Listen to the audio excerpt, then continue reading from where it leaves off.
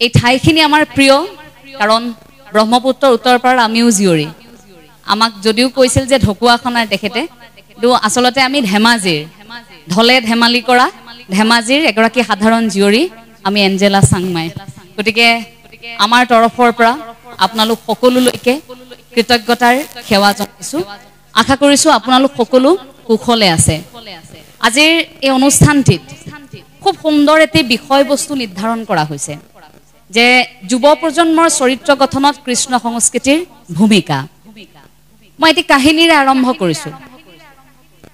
এজন ব্যক্তি সেই ব্যক্তিজনে ভগৱান শ্ৰীকৃষ্ণ কোন চিনি নাপায় তেওঁক নাজানে ভগৱান শ্ৰীকৃষ্ণক চিনি নোপোৱা সেই ব্যক্তিগৰাকীয়ে এদিন এখন দোকানত এখন ফটো আৰি থোৱা দেখিলে ছবিখন আৰি থোৱা দেখিছে যে অকণমানি ল'ৰা এটাৰ ফটো সেই ছবিখনত ধুনীয়াকৈ অলংকাৰ পিন্ধাই থোৱা আছে কিন্তু সেই যেতিয়া ছবিখন দেখিলে সেই ছবিখনত আকৌ সেই কণমানি গৰাকীৰ যে ফটো আছিল চেণ্ডেল পিন্ধাই থোৱা নাই তাৰ পাছত সেই ব্যক্তিগৰাকীয়ে দোকানীগৰাকীক সুধিছে যে তোমাৰ যে ইয়াত আৰি থোৱা আছে ফটোখন এখন কাৰ ফটো দোকানীজনে কৈছে বোলে কিয় কৃষ্ণৰ ফটো কৃষ্ণ কোন কৃষ্ণ তেওঁ ভাবিলে অকমান খেলি মেলি আছে নেকি কৃষ্ণক চিনি নাপায় গুৰুত্ব দিয়া নাই কথাটো আকৌ সুধিছে যে তুমি কোৱাচোন কোন কৃষ্ণ ইমান অকণমানি ল'ৰাটো ধুনীয়াকৈ সজাই পৰাই থোৱা আছে মূৰত ময়ূৰৰ পাখি আছে ইমান সুন্দৰকৈ সজাই থোৱা সেই কণমানিটিৰ ভৰিত চেণ্ডেলযোৰ কিয় নাই আকৌ সুধিছে যে কোৱাচোন ক'ত থাকে তেওঁ বোলে তেওঁ কানাই ক'ত থাকে যে আপুনি বৃন্দাবনলৈ যাব লাগিব তাতেই থাকে যাওক মোক আমনি কৰি নাথাকিব এইবোৰ সুধি নাথাকিব তেওঁ মনতে ভাবিছে যে ভগৱানকো চিনি নাপায় কৃষ্ণক চিনি নাপায় আৰু তাৰ পাছত আকৌ তেওঁ কৃষ্ণক লগ পাব বিচাৰিছে তেওঁ এইভাবে লগ পাব বিচাৰিছে মানুহজনে সুধিলে যে আপুনিনো কিয় লগ পাব লাগে বোলে কণমানিটোক যে চেণ্ডেলযোৰ পিন্ধাই থোৱা নাই মই ভাবিছো সৰু চেণ্ডেল এযোৰ কিনি তেওঁক মই দি থৈ আহো পিন্ধাই থৈ আহো দোকানীজনে ভাবিছে কি মানুহ আজি তাৰিখত ভগৱানক চেণ্ডেল পিন্ধাবলৈ যায় বাদ দিলে আৰু লাগি থকা নাই পিছদিনা তেওঁ ঘৰলৈ ঘূৰি আহি এযোৰ সৰু চেণ্ডেল কিনিছে চেণ্ডেলযোৰ কিনি সপোনতো ভাবি আছে যে সেই কণমানি শিশুটোক মই যেতিয়াই পাম মই ভৰিত চেণ্ডেলযোৰ পিন্ধাই দিম এই সপোনটো লৈ তেওঁ শুই গৈছে পিছদিনা গ'ল গোটেইখন বিচাৰি ফুৰিছে সকলোকে সুধিছে বৃন্দাবনত যি দিশে গৈছে সকলোকে সুধিছে যে কানাই ক'ত থাকে যেটো কৃষ্ণ বুলি কৈ পঠিয়াইছে যে কৃষ্ণ ইয়াতে ক'ত থাকে কোনোৱে যদি মন্দিৰলৈ দেখুৱাই দিছে কোনোৱে আন প্ৰান্তলৈ দেখুৱাই দিছে বোলে এইফালে থাকে সেইফালে থাকে নিৰ্দিষ্ট ঠাই কোনেও ক'ব পৰা নাই মন্দিৰলৈ যেতিয়া দেখুৱাই দিছে ইয়াতে কৃষ্ণ মূৰ্তি আছে তাতেই ভগৱান শ্ৰীকৃষ্ণ আছে এটো আচৰিত হৈ গৈছে যে ক'ত থাকে ক'ত পাম এতিয়া তাৰ পাছত এটা মন্দিৰলৈ যেতিয়া লৈ গৈছে দৰ্জাখন খুলি দেখুৱাই দিছে মূৰ্তি এভাগ আছে ভগৱান শ্ৰীকৃষ্ণৰ বোলে এইজন দেখোন ডাঙৰ মই দেখাজন সৰু আছিলে চেণ্ডেলযোৰ মোক পিন্ধাব লাগিছিল চেণ্ডেলযোৰ মই লৈ আহিছো চেণ্ডেলযোৰ উলিয়াই দিছে বোলে নহয় এইজনেই ভগৱান শ্ৰীকৃষ্ণ আপুনি অনুভৱ কৰক সেই ব্যক্তিগৰাকীয়ে সেই ঠাইখিনিতে ঈশ্বৰক নোপোৱাৰ বেদনাত সেই ঠাইখিনিতে কেইবাটাও দিন একেৰাহে ইমানেই ঈশ্বৰক কামনা কৰিলে এই প্ৰভু ভগৱন্তক ইমানেই কামনা কৰিলে যে এটা সময়ত ভগৱান শ্ৰীকৃষ্ণই তেওঁৰ সন্মুখলৈ আহিবলৈ বাধ্য হৈ গ'ল ভগৱান শ্ৰীকৃষ্ণই নিজৰ দিব্য শক্তিৰে সেই ব্যক্তিগৰাকীৰ সন্মুখত আত্মপ্ৰকাশ কৰিলে তেওঁৰ সন্মুখত দেখা দিবলগীয়া হ'ল আৰু সেই ব্যক্তিগৰাকী আছিল ৰছখান এগৰাকী ইছলাম ধৰ্মৰ ব্যক্তি গতিকে ইছলাম ধৰ্মৰ এগৰাকী ব্যক্তিয়ে ভগৱান শ্ৰীকৃষ্ণৰ উপস্থিতি অনুভৱ কৰিলে যে ঈশ্বৰ কোন ভগৱান শ্ৰীকৃষ্ণ আচলতে কোন তাৰ পাছত যে সেই ঈশ্বৰক যে মূৰ্তিৰ পূজাৰ জৰিয়তে নহয় এই যে হৃদয়ত ঈশ্বৰক স্থান দি তেওঁক যে ভক্তি কৰিলে অৰ্থাৎ শ্ৰদ্ধাৰে আমন্ত্ৰণ জনালেহে সেই প্ৰভুক যে আমি পাব পাৰো তাৰ এটা প্ৰমাণ কৰিলে আৰু তাৰ পাছত সেই ব্যক্তিগৰাকী যেতিয়া তাত ঢুকাই গ'ল আজিও সেই ঠাইত বৃন্দাবনত তেওঁৰ সমাধিস্থল আছে এতিয়া যে আমাৰ লোকসকল তীৰ্থভ্ৰমণলৈ তাত যায় তাত ৰছখানৰ এতিয়াও সমাধিস্থল আছে চাই আহে যে এইখিনি ঠাইতে তেওঁক যিহেতু এগৰাকী পৰম ভক্ত আছিল প্ৰভু ভগৱন্তৰ ভগৱান শ্ৰীকৃষ্ণৰ সেইবাবে সমাধিৰ ব্যৱস্থাও তাতেই কৰিলে গতিকে আজিও তাত সেই সমাধিস্থলটো আছে আপোনালোক যদি কেতিয়াবা তালৈ যায় সেই সমাধিস্থলটো আপোনালোকেও চাই আহিব পাৰিব ঈশ্বৰ ভক্তিত নিমজ্জিত হোৱা এজন ব্যক্তি কোনো ধৰ্ম কোনো জাতিৰ বিভেদ নথকাকৈ আমি এক ঈশ্বৰবাদৰ কামনা কৰিব পাৰো আৰম্ভ হয় সেইখিনিৰ পৰাই কৃষ্ণ সংস্কৃতি মানে এয়া নহয় যে ভগৱান শ্ৰীকৃষ্ণৰ মূৰ্তি এভাগ মই ৰাখি তাতেই মই ৰাতিপুৱাৰ পৰা গধূলিলৈকে প্ৰাৰ্থনা কৰি আছো এক কৃষ্ণ সংস্কৃতি আপোনাৰ অন্তৰাত্মাত এই যে কিবা এটা গুঞ্জৰিত হৈ থাকে কিবা এটা হোৱাৰ লগে লগে যে কৃষ্ণ বুলি এটা অনুভৱ আহে ওপৰত কোনোবা এজন আছে বুলি যে আমাৰ এটা চিন্তা আহে কিবা এটা কাম কৰাৰ আগে আগে আমাৰ যে মনত অকনমান ভয় আহে যে ভগৱান আছে ভগৱানে চাব এই যে কথাবোৰ আহে সেইটো এটা উপলব্ধি তাৰ পৰা আৰম্ভ হয় এইখিনি বুজাবৰ বাবে মানৱ সমাজত আসলতে সেই সময়ত যেতিয়া গুৰুজনা তীৰ্থ ভ্ৰমণলৈ গৈছিল তে দেখিলে যে অন্যান্য প্ৰান্তসমূহত কৃষ্ণ কথাবোৰ খুব প্ৰচাৰ হয় কৃষ্ণ কথাবোৰ যেতিয়া প্ৰচাৰ হয় লগত যোৱা ভকত বৈষ্ণৱ আতৈসকলে তেতিয়া গুৰুজনাক কৈছে যে আমিও কিবা এটা এনে ধৰণৰ প্ৰচাৰ কৰিব পাৰো নেকি যে কৃষ্ণ কথাবোৰ যাতে গুঞ্জৰিত হয় পুণ্যভূমি অসমত তাৰ পাছত এই গুৰুজনাই আহি এই তীৰ্থ ভ্ৰমণৰ পৰা অহাৰ পাছত কি কৰিলে কেলিগোপাল নাট ভাগ তেতিয়া ৰচনা কৰিলে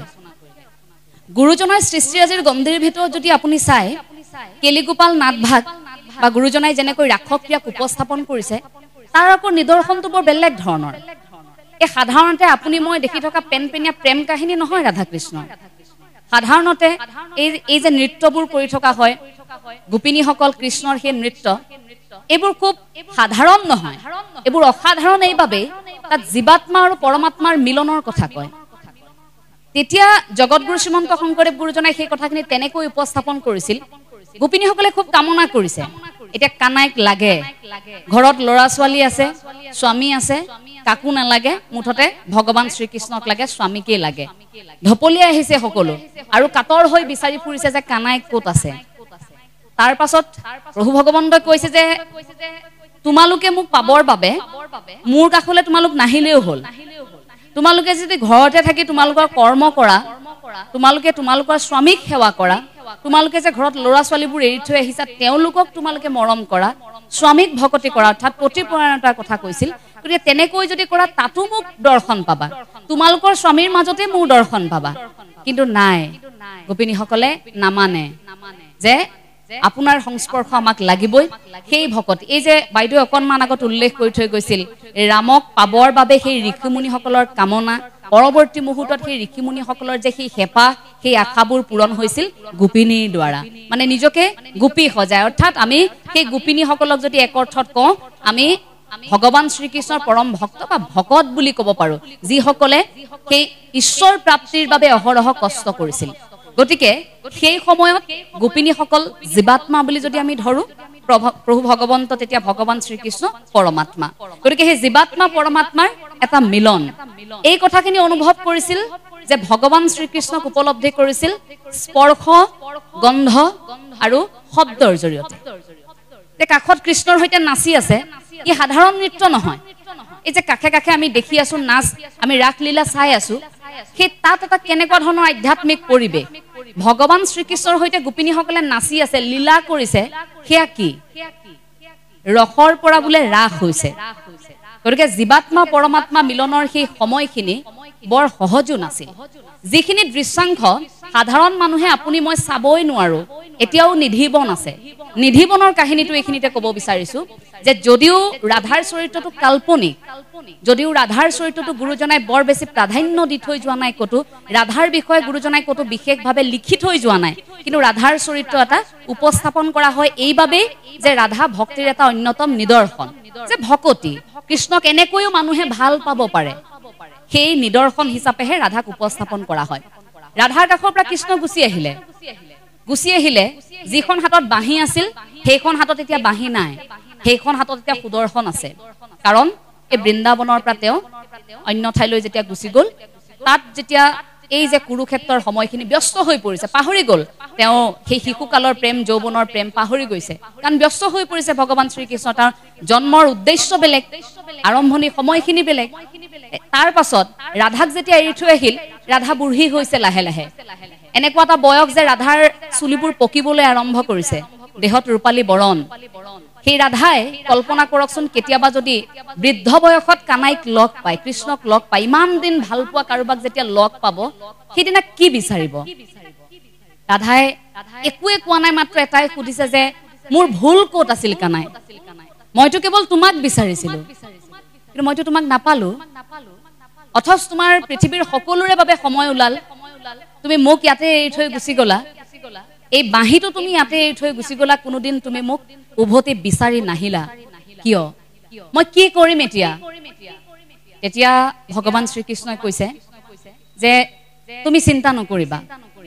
গোটেই জীৱনত দিব নোৱাৰাবোৰ মই তোমাক মৃত্যুৰ পাছত দিম। অৰ্থাৎ মই তোমাক এটা বিশেষ উপহাৰ দিম। আৰু সেই উপহাৰটো কি আছিল জানেনে? সেই উপহাৰটো আছিল নিধিবন। কথা দিছিল ভগৱান শ্ৰীকৃষ্ণই যে যদিও মই তোমাৰ কাষলৈ উভতি আহিব পৰা নাই, মৃত্যুৰ পাছত এই পৃথিৱী যেতিয়ালৈকে থাকে সেই নিধিবনত প্ৰতিনিশা আমাৰ মিলন হ'ব। প্ৰতিনিশা নিধিবনলৈ আমি আহিম, সেইদিনা ৰাস পূৰ্ণিমা হ'ব, সেইদিনা আমি নৃত্য কৰিম। আৰু নিধিবনত যিবোৰ তুলসী গছ থাকিব, সেই তুলসী গছবোৰ এজোপা এজোপা গোপী হ'ব। প্ৰতিজোপা তুলসীয়ে নিজকে গোপীলৈ ৰূপান্তৰিত কৰিব। আৰু সেই সন্ধিয়াৰ সময়খিনিৰ পৰা কোনো চৰাই চিৰিকটি পশু পক্ষী কোনো তাত থাকিব নোৱাৰিব। নিধিবনখন এনেকুৱা এটা ৰহস্যময় বন এতিয়াও আছে। সেই নিধিবনৰ ৰহস্য ভেদ কৰিবলৈ ভাৰতবৰ্ষৰ বহু বিজ্ঞানীয়ে চেষ্টা কৰিছিল। বহু ব্যক্তি গৈছিল যে নিধিবনত কি আছে। এনেকুৱাও হৈছিল যে পূজাৰীসকল যেতিয়া সন্ধিয়া হোৱাৰ লগে লগে ভাবে যে কৃষ্ণনো ক'ত আহিব, এইটো সম্ভৱ নেই। কিছুমান পূজাৰী তেনেকুৱা আছিল যে ভাবে যে ভগৱান শ্ৰীকৃষ্ণ ইয়ালৈ আহে আহে কৈ থকা হয়, যে কিয় এনেকুৱা এটা পৰিৱেশৰ সৃষ্টি হ'ব, কি হয় চাবলৈ ভাবি বহু তাত ৰৈও আছিল। বহু ব্যক্তি তালৈ ৰৈ আছিল, ৰৈ থাকে সেই নিশা হোৱাৰ লগে লগে। কিন্তু ৰৈ থকাৰ পাছত পুৱাৰ ভাগত সেই ব্যক্তিগৰাকীৰ কি হয় জানেনে? মানসিক ভাৰসাম্য হেৰুৱাই পেলাই অথবা মৃত্যু হয়। কোনো ব্যক্তিয়ে ঈশ্বৰ আৰু ৰাধাৰ সেই মিলন চাব পৰা নাছিল। সজাই থোৱা হয় খুব সুন্দৰকৈ ভগৱান শ্ৰীকৃষ্ণৰ শৃংগাৰৰ বাবে সামগ্ৰী সজাই থোৱা হয় ৰাধাৰ বাবে। আজিও প্ৰতিনিশা তাত সন্ধিয়া হোৱাৰ লগে লগে চৰাই চিৰিকটিবোৰ ওলাই যায়, তাৰ পৰা পশুবোৰ ওলাই যায়, মানুহ সকলো আঁতৰি দিয়ে। বিশ্বাস কৰে যে নিধিবনত এতিয়াও ভগৱান শ্ৰীকৃষ্ণ আৰু ৰাধাৰ মিলন হ'ব, তাত ভগৱান শ্ৰীকৃষ্ণ আহিব। গোটেই পৰিৱেশটোৱে তেনেকুৱা এটা আধ্যাত্মিক সৃষ্টি হয়। এইবোৰ জনশ্ৰুতি, লোককথা বহু আছে। এনেধৰণৰ লোককথাবোৰ আচলতে আমি কেতিয়াবা সাহস হিচাপেও ল'ব পাৰোঁ যে এনেকুৱা হ'ব পাৰে এই কৃষ্ণ সংস্কৃতিয়ে বৰ্তমান আমাৰ জীৱনত কেতিয়াবা প্ৰভাৱ পেলাব পাৰে। এই কথাবোৰ সেইবাবে হয়তো গীতাৰ মনোবিজ্ঞানক আজি ইমান বছৰৰ পাছতো সেইখিনি কথা আমি স্বীকাৰ কৰিছোঁ। আজি বিভিন্ন দেশে গীতাৰ মনোবিজ্ঞানক স্বীকাৰ কৰিছে যে হয়, গীতাৰ যিবোৰ শ্লোক যেনেকৈ ভগৱান শ্ৰীকৃষ্ণ অৰ্জুনক যিখিনি উপদেশ দিছিল সেইবোৰ সঁচাকৈ আজিও আমাৰ জনজীৱনত আমাৰ প্ৰয়োজন হৈ আছে। গতিকে সেইখিনি আমাৰ জীৱনত কেনেকৈ প্ৰয়োগ হৈছে সেই কথাখিনিৰ আমি আঁত বিচাৰিব লাগিব। আঁত বিচাৰিব লাগিব প্ৰতিগৰাকীয়ে কেনেকৈ কৃষ্ণ সংস্কৃতি আমাৰ জীৱনত আছে। ৰাস লীলাৰ কথা যদি আপুনি কয়, তাত বহিদৰ্শন আৰু অন্তদৰ্শন দুটাই থাকে। বহিদৰ্শন অৰ্থাৎ আমি যেনেকৈ ৰাস চালো, আজি ইয়াত অভিনয় কৰিলে, আমি মূৰ্তি ৰাস এভাগি চালো, ধৰক নামনি অসমলৈ গৈ ইয়াত ৰাস এভাগি হ'ল, চালো, আমি ঘৰা ঘৰি গুচি গলো, দেখিলো যে মূৰ্তি এভাগ এনেকৈ আছে, কৃষ্ণৰ সাজ পিন্ধি আছে, এয়া বসুদেৱ এয়া দৈৱকী, এনেকৈ চালো। বহিদৰ্শন আমি চালো, কথাখিনি বুজিলো অকণমান। কিন্তু অন্তদৰ্শন যিটো গোপিনীসকলে কৰিবলৈ সুযোগ পাইছিল, যিটো কাষত থকা গোপিনীসকলে ঈশ্বৰক পাবৰ বাবে, পৰমাত্মাৰ মিলনৰ বাবে অন্তদৰ্শন কৰিবলৈ সুযোগ পাইছিল। আমিও যদি প্ৰত্যেকে নিজকে যদি গোপিনী বুলি ভাবো, আমিও যদি তেনেকৈ পাবলৈ কামনা কৰো যে ঈশ্বৰৰ সেই আশীৰ্বাদৰ হাতখন আমাক লাগে, তাৰ বাবে ঈশ্বৰে বিচৰাখিনি আমি কৰিম। কিন্তু গোপিনীসকলৰো অহংকাৰ হৈছিল যে কানাই আমাৰ লগতে আছে, ক'ত যাব, এনেকৈ ভাবি যেতিয়া তেওঁক অহংকাৰ কৰিছিল গোপিনীসকলে, তেতিয়াই কিন্তু অহংকাৰ নোহোৱা কৰিবৰ বাবে ভগৱান শ্ৰীকৃষ্ণ তেওঁলোকৰ মাজৰ পৰা নোহোৱাও হৈছিল। যেতিয়া আমাৰ অহংকাৰ হয়, আমাৰ মনৰ পৰাও হয়তো কেতিয়াবা ঈশ্বৰ তেনেকৈ ওলাই গুচি যায়। কিন্তু তাৰ পাছত সেই অহংকাৰ শূন্য কৰি আকৌ যেতিয়া কামনা কৰিছে যে লজ্জা শেষ কৰি, এই যে নৈত গা ধুই থকাৰ সময়খিনিত কেনেকৈ কাপোৰ লৈ কানাই গছজোপাত উঠি আছিল, এইটো জনমানসত যেতিয়া কয় আপাতত দৃষ্টিত এইটো এটা কথাখিনি ভাবে যে তেওঁক এই গোটেই ঘটনাটোত অকণমান লাজ জড়িত হৈ থকা কথা বুলি কয়, যে অকণমান তেনেকুৱা কাহিনীটোক তেনেধৰণে উপস্থাপন কৰিবলৈ বিচৰা হয়। কিন্তু তাত দুটা দৃষ্টিভংগীৰে আমি নতুন প্ৰজন্মই চাব পাৰোঁ যে এই স্ত্ৰীসকলে আমি লাজ, শংকা, ভয় এইবোৰ যেতিয়ালৈকে আমাৰ মনত থাকে আমি কাম এটা কৰিব নোৱাৰোঁ। বহুত বেছি লাজ, নোৱাৰোঁ, কি হ'ব, লাজ লাগিব, মানুহে কি ক'ব, ভয়, ইমান ভয় লাগিছে, মানুহৰ আগত কথা ক'ব নোৱাৰোঁ, কাম কৰিব নোৱাৰোঁ, কি হ'ব, সমাজে কি ক'ব, শংকা থাকে, কি বা হ'ব। এই যে আমি বেছিকৈ ভয় কৰোঁ, শংকা কৰোঁ, সেইখিনি নোহোৱা কৰিবৰ বাবেহে ঈশ্বৰে তেনেকৈ সেই কাপোৰ সাজ লৈ তেনেকৈ গৈছিল যে তোমালোক ব্ৰতত আছা, তাৰ পাছতো তোমালোকে বিবস্ত্ৰ হৈ গা ধুইছা, নহয়, তোমালোকে হাত ওপৰলৈ দাঙি তেনেকৈ ঈশ্বৰক ভকতি কৰা মোৰ কথাখিনি তোমালোকে মানি চলা নাই তেনেকৈ কৈছিল তেতিয়াই লাজ শংকা ভয় সকলো দূৰ কৰি ঈশ্বৰ ভকতিত নিমজ্জিত হৈছিল তাৰ পাছততো ঈশ্বৰো বাধ্য হৈছিল কাপোৰ ঘূৰাই দিবলৈ গতিকে দৃষ্টিভংগীটো আমি তেনেকৈ ৰাখিব পাৰো আমি সাধাৰণ দৃষ্টিত ক'বলৈ গ'লে হয় শ্ৰীকৃষ্ণই গোপিনীসকলৰ লগত কৰা প্ৰেমটো সাধাৰণ দৃষ্টিভংগীত যদি আপুনি কয় যদি বুজি নোপোৱা ধৰণে যদি আমি চাওঁ ভাবিব সকলোৱে যে এগৰাকী পুৰুষ আৰু ইমান সকল গোপিনীৰ সৈতে প্ৰেম কৰাৰ অৰ্থ কি হে অ কৃষ্ণ কলিহিয়া তুমি বৰজালিহিয়া হে জগতৰ ঈশ্বৰ হৈ গোপী লগত বলিয়া এনেকৈ গায় নামৰ মাজত কিন্তু এইটো গায় কিয় এই জগতৰ ঈশ্বৰ হৈ গোপীৰ লগত বলিয়া বুলি যে ক'লে কৃষ্ণক ক'লে কিয় এইটো উপস্থাপনহে কৰা হৈছে তাক সেই কৃষ্ণ সংস্কৃতিটো বুজিবলৈ তাৰ অন্তৰ্নিহিত অৰ্থাৎ অন্তৰ্দৰ্শনটো আমি বুজি পাব লাগিব ভগৱান শ্ৰীকৃষ্ণৰ দিশটোত আমি যদি চৰিত্ৰ গঠনৰ প্ৰসংগত আহোঁ তেন্তে ভগৱান শ্ৰীকৃষ্ণৰ দুটা দিশ আমি প্ৰথমে নিজৰ মনত ভাগ কৰি ল'ব পাৰোঁ ধৰক প্ৰথমটো আমি মানৱীয় দৃষ্টিভংগীৰে চালোঁ আনটো আমি ঐশ্বৰিকভাৱে চালোঁ মানৱীয় বুলি কোৱাৰ লগে লগে আপুনি চাওক যে আপোনাৰ ঘৰতো এটা যদি সন্তান জন্ম হয় সেই সন্তানটি জন্ম হোৱাৰ লগে লগে আপোনাৰ পৰিকল্পনা থাকে সন্তানটিক আপুনি কি কৰিব ক'ত পঢ়ুৱাব কেনেকৈ আপুনি লালন পালন কৰিব সকলোখিনি পৰিকল্পনা থাকে কিন্তু ভগৱান শ্ৰীকৃষ্ণৰ সেই জীৱন লীলাটো আপুনি চাওকচোন যেনেকৈ জন্মগ্ৰহণ কৰিছিল তেনেকৈ লালন পালনৰ সেই কথাখিনি আপুনি চাওকচোন জন্ম দিয়া পিতৃ মাতৃয়ে লালন পালন কৰিবই নাপালে লালন পালনৰ দায়িত্ব বেলেগৰ হাতলৈ গ'ল তাৰ পাছতো ডাঙৰ কৰাৰ পাছতো যি দায়িত্বৰ বাবে জন্মগ্ৰহণ কৰিছিল অৰ্থাৎ স্থিতপজ্ঞ হৈ কৰ্ম সংস্কৃতিৰ নিদৰ্শন দেখাই সেই পিতৃ মাতৃকো এৰি তেওঁ অন্য ঠাইলৈ যাবলগীয়া হ'ল য'ত কুৰুক্ষেত্ৰৰ পৰিচালনা হ'ল য'ত অৰ্জুনক তেওঁ লগ পালে সেই গোটেই জীৱন বৃত্তান্ত গতিকে এই গোটেই কথাখিনিত যদি আমি চাওঁ তেন্তে ইচ্ছা কৰিলে ভগৱান শ্ৰীকৃষ্ণই আপোনাৰ মোৰ দৰে হোৱা হ'লে সাধাৰণ মানুহ বুলি যদি আমি ভাবি লওঁ মানৱীয় জীৱনশৈলীত তেন্তে নিজৰ পিতৃ মাতৃৰ লগতেই থাকিলেহেঁতেন কি দৰকাৰ আছিল কোনোবাই যুদ্ধ লাগি মৰিছে মই কিয় যাম নগ'লহেঁতেন কিন্তু এই যে য়দা য়দা হি ধৰ্মস্য গ্লানি ভৱতি ভাৰত অভ্যুত্থানম অধৰ্মস্য তদাত্মানম সৃজম্ৰহম পৰিত্ৰাণায় সাধুনম বিনাশায় চ দুষ্কৃতম ধৰ্ম সংস্থাপনায় সম্ভৱামি যুগে যুগে যে যেতিয়াই হ'ব তেতিয়াই জন্ম লাভ কৰিব প্ৰভু ভগৱন্তই যে যেতিয়াই আমি সমস্যাৰ সন্মুখীন হ'ম এই পৃথিৱী যেতিয়া ধ্বংসৰ দিশে গতি কৰিব যেতিয়া কষ্টত থাকিব মানুহ এই তেতিয়াই উদ্ধাৰৰ বাবে প্ৰভু ভগৱন্ত আহিবই তেনেকৈ যে জন্ম লৈছিল সেই যিটো উদ্দেশ্য সেই উদ্দেশ্যটো সফল কৰিবলৈ তেওঁ সেই বাঁহীটো এৰি সেইখন হাতত সুদৰ্শন তুলি লৈছিল গতিকে কৃষ্ণ সংস্কৃতিটো তাৰ পৰা আৰম্ভ হয়